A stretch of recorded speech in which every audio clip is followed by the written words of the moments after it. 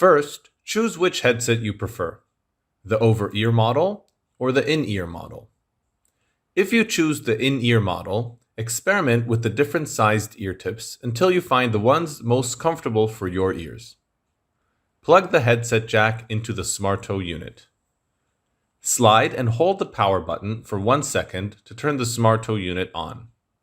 Sliding and then holding the power button for 2.5 seconds will turn SmartToe off. For live conversations, choose between two directionality options: focused, to zero in on a particular speaker, or omni, to capture all speech around you.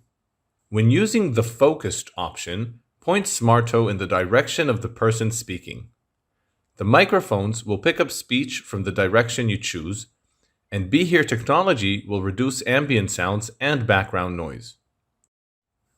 When using the Omni Sound Focus option, you can hold SmartToe in your hand or set it on a table to collect and amplify all the important sounds around you.